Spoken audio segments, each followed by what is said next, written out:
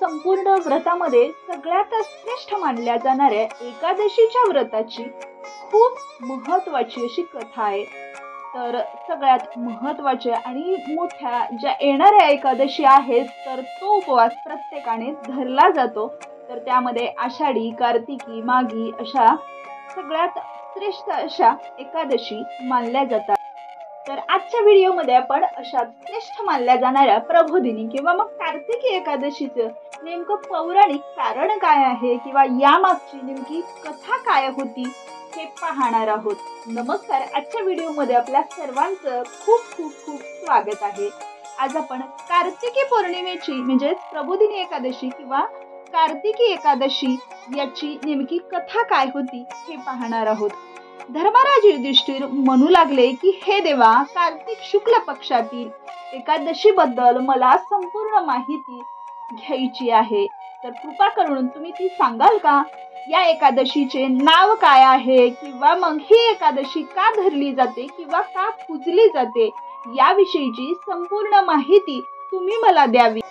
तेव्हा भगवान श्रीकृष्ण म्हणाले की कार्तिक महिन्याच्या शुक्ल पक्षातील एकादशीला, तुळशी विवाहाच्या दिवशी येणाऱ्या या एकादशीला विष्णू प्रबोधिनी एकादशी असं म्हटलं जातं। देव प्रबोधिनी एकादशी, देवोत्थान, देव उठणी एकादशी, देवोत्थनी एकादशी, कार्तिक शुक्ल एकादशी आणि कार्तिक शुक्ल प्रबोधिनी एकादशी अशा अनेक नावांनी ही एकादशी केली जाते। ही एकादशी मोठ्या पापांचा नाश करणारी आहे। आता मी आपल्याला त्याची महानता किंवा मग हे व्रत कसे पाळले जाते याची माहिती मी सांगतो आहे। एक राजाच्या राज्यात सर्व एकादशीचे व्रत पाळले जात होते। एकादशीच्या दिवशी प्रजा चाकरमान्यापासून त्या प्रजेतील जनावरांपर्यंत कुणालाही त्या दिवशी अन्न दिले जात नव्हते, म्हणजे एक प्रकारे त्या राज्यात अन्न शिजवलेच जात नव्हते। एके दिवशी दुसऱ्या राज्यातील एक माणूस त्या राजाकडे आला आणि म्हणाला, महाराज कृपया मला कामावरती ठेवा। तेव्हा राजाने त्याच्या पुढे एक अट घातली की ठीक आहे, मी तुला ठेवून घेतो, पण रोज तुला जेवायला सगळं मिळेल, पण एकादशीच्या दिवशी काहीच मिळणार नाही।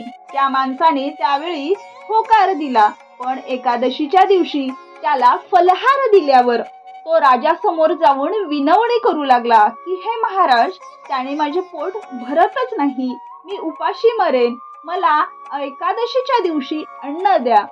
राजाने त्याला परिस्थितीची आठवण करून दिली, परंतु तो अन्न सोडण्यास तयारच होत नव्हता। नंतर राजाने त्याला पीठ, डाळ, तांदूळ इत्यादी वस्तू दिल्या। नेहमीप्रमाणे तो नदीवरती पोहोचला।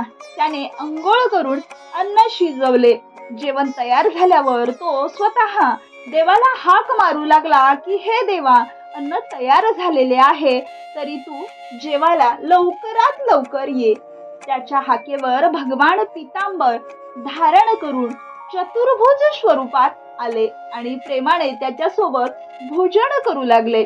अन्न खाऊन देव अंतर्धान पावले आणि तो आपल्या कामावरती निघून गेला। 15 दिवसांनी पुढची एकादशी आली आणि त्या एकादशीला तो राजाला म्हणू लागला की महाराज, मला तुम्ही दुप्पट सामुग्री द्या। त्या दिवशी जी तुम्ही सामुग्री दिली होती त्यामध्ये मी उपाशी राहिलो। राजाने त्याला कारण विचारले, तेव्हा त्याने सांगितले की हे राजा, त्या एकादशीच्या दिवशी देव सुद्धा माझ्या सोबत जेवतो, म्हणूनच ही सामुग्री आम्हा दोघांना पुरतच नाही, त्यामुळेच मी या एकादशी दिवशी तुम्हाला दुप्पट सामुग्री मागत आहे। हे ऐकून राजाला तर फार आश्चर्य वाटले। राजा म्हणाला की देव तुझ्या सोबत खातो यावर माझा मुळीच विश्वास बसत नाही। मी खूप व्रत पाळतो, मी खूप पूजा करतो, पण मला आजपर्यंत कधीच देव दिसला नाही। राजाचे म्हणणे ऐकून तो म्हणाला की महाराज, मी तुम्हाला जर विश्वास बसत नसेल तर तुम्ही स्वतः या आणि स्वतःच्या डोळ्यांनीच बघा। राजा एका झाडामागे जाऊन लपून बसला। त्या व्यक्तीने जेवण तयार केले आणि तो व्यक्ती देवाला हाक मारू लागला, पण देव काही आलेच नाही। शेवटी तो म्हणाला की अरे देवा, तू जर आज जेवायला आला नाहीस तर मी या नदी पात्रामध्ये उडी मारून माझा स्वतःचा जीव देईन. पण देव काही आलेच नाहीत. मग प्राण अर्पण करण्यासाठी तो नदीकडे निघाला. आपल्या प्राणाची आहुती देण्याचा त्याचा इतका ठाम इरादा जाणून लवकरच तेथे साक्षात चतुर्भुज विष्णू प्रकट झाले आणि त्याला थांबवले.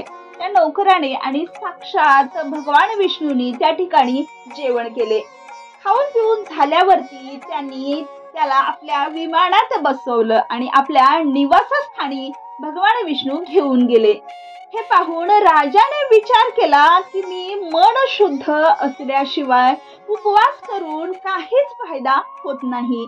यातून राजाला ज्ञान प्राप्त झाले आणि तेव्हापासून त्यानेही मनापासून उपवास सुरू केला आणि तो उपवास शेवटपर्यंत पाळला. त्यामुळेच त्याला स्वर्ग प्राप्ती झाली. अशा पद्धतीने देव उठणी किंवा मग कार्तिकी एकादशीचं अतिशय महत्त्व सांगितलं जातं की जर हे व्रत आपण मनापासून केलं तर आपल्या मनातील संपूर्ण इच्छा पूर्ण होतात किंवा मग आपल्या संपूर्ण पापांचा नाश होतो. यासाठी कार्तिकी किंवा मग प्रबोधिनी एकादशी केली जाते. तर प्रबोधिनी ही एकादशी चातुर्मास संपण्याचा शेवटचा दिवस मानला जातो. तर आषाढी एकादशी ते कार्तिकी एकादशी पर्यंत देव शयन कक्षेमध्ये किंवा मग झोपी गेलेल्या असतात असं म्हटलं जातं आणि कार्तिकी एकादशी देव जागे होतात.